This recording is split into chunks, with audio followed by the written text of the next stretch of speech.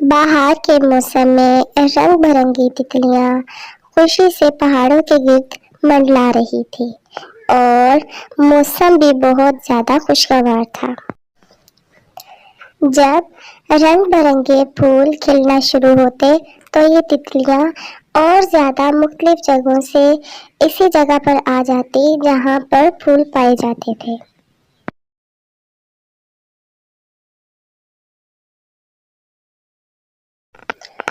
गायें, भैंस, बकरी और बाकी सारे जानवर भी जब चारा खाते तो इन रंग बिरंगे फूलों को देखकर खुशी से झूम उठते थे। लेकिन जंगल में मौजूद सारे जानवरों का हाल एक जैसा नहीं हुआ करता। इसी तरह से इस छोटे से कस्बे में मौजूद जानवर भी मुख्तलिफ परेशानियों में मुब्तला थे।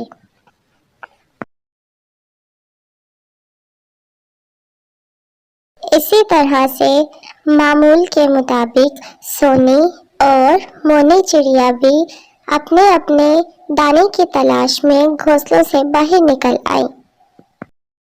लेकिन सोनी चिड़िया और मोनी चिड़िया और जंगल के दूसरे परिंदे भी इस वक्त बहुत परेशान थे, क्योंकि उनको खाने के लिए कहीं से भी दाना नहीं मिल रहा था। दोनों चिड़िया और बाज जंगल में एक जगह से दूसरी जगह चक्कर लगा रहे थे, लेकिन उनको कहीं पर भी खाने के लिए कोई दाना नजर नहीं आ रहा था। वो तीनों इस वक्त बहुत ज्यादा परेशान थे। परेशान तो इस वक्त जग्गू भी था, जो कि बहुत ज्यादा परेशानी के आलम में इधर उधर टहल रहा था। जग्गू एक आवारा रहने वाला इंसान था और आज वो अपने दोस्तों से ये शर्त लगाकर आया था कि वो जंगल से बहुत खूबसूरत चिड़िया पकड़कर गांव वापस लेकर जाएगा। अरे सोच जग्गू सोच, कुछ तो सोच। किस तरह से तू जंगल की सबसे खूबसूरत चिड़िया को कैद कर सके और दोस्तों से लगाई हुई शर्त को जीत भी सके। जल्दी सोच जग्गू, कुछ तो सोच। लेकिन लगता है कि आज जंगल के सारे परिंदे कहीं मर गए हैं, जो मुझे नजर नहीं आए। मैं क्या करूं, मुझे तो कुछ भी समझ नहीं आ रहा।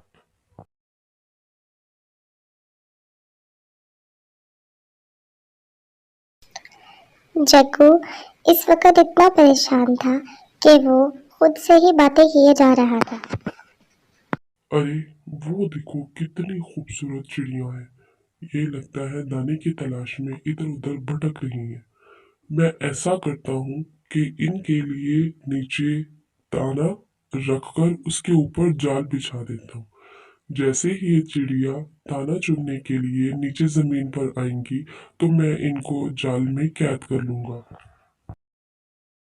लेकिन अब ये मसला था कि जग्गू के पास कोई दाना नहीं था। उसने दरख्तों से नीचे गिरे हुए चंद फल इकट्ठा किए और एक जाल बिछाकर उन फलों के टुकड़े करके उस जाल के ऊपर डाल दिए और इस तरीके से डाले कि उन परिंदों को दूर से नजर नहीं आते। खुद जग्गू ये सारा जाल बिछाकर एक दरख्त के पीछे जाकर छुप गया ताकि वो वहां से सब कुछ खुद अपनी नजरों से देख सके। ये जग्गू, लगता है आज का दिन ही खराब है। देखो, अभी तक जाल में कोई भी चिड़िया नहीं फंस रही। मैं क्या करूँगा? फिर वहां पर खड़े खड़े जग्गू चिड़िया के आने का इंतजार करने लगा। जग्गू एक बहुत बेसब्रा इंसान था। फिर जग्गू को वहां पर खड़े हुए काफी देर गुजर गई, लेकिन वहां पर कोई भी चिड़िया नीचे नहीं आई। फिर जग्गू वहां से थोड़ा दूर होकर खड़ा हो गया।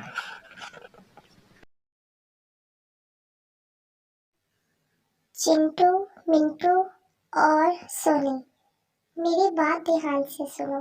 वो नीचे इतना सारा दाना पड़ा हुआ है, हम सब जाते हैं और जाकर वो दाना चुन लेते हैं। आज सुबह से कुछ भी नहीं खाया तो मुझे तो बहुत भूख लग रही है। मोनी, तुम गलत कह रही हो। देखो, इतने सारे फल अगर एक जगह पर पड़े हैं तो इसका मतलब है कि लाजमन वहां पर कोई शिकारी होगा जो कि शिकार की तलाश में वहां जाल बिछाकर बैठा होगा। हमें वहां नहीं जाना चाहिए। मोनी बिल्कुल ठीक कह रही है सोनी। वहाँ पर कोई जाल बिछा होगा। ऐसा ना हो कि हम दाने की तलाश में वहाँ जाएं और फिर बाद में सारी ज़िंदगी के लिए वहाँ पर कैद हो जाएं। अच्छा खैर, फिर मैं चलता हूँ। मुझे जाकर अभी दाने की तलाश करनी है। अगर हम लोग इसी तरह से बैठे रहे तो कब शाम हो जाएगी पता भी नहीं चलेगा। अरे सोनी चिड़िया, मेरे जहन में एक बहुत अच्छा आइडिया आया है। फिर सोनी चिड़िया ने एक जगह से एक लाल रंग का कपड़ा उठाया और फौरन मोनी चिड़िया की तरफ जाना शुरू हो गई।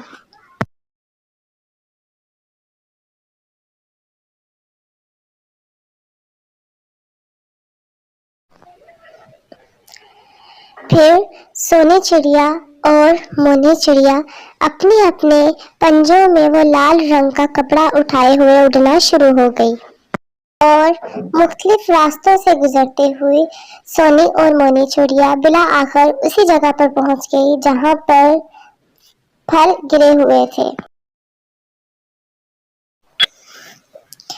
सोनी, अब तुमने ऐसे करना है कि इस लाल कपड़े को ले जाकर उस इंसान के ऊपर फेंक दो।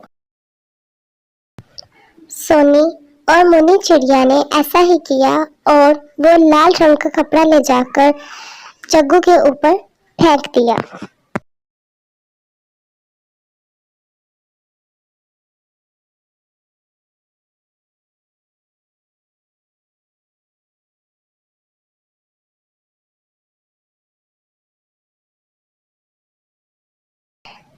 वो ये कपड़ा नीचे से उठाकर लाई थी, इसीलिए उसके ऊपर बहुत मिट्टी लगी हुई थी।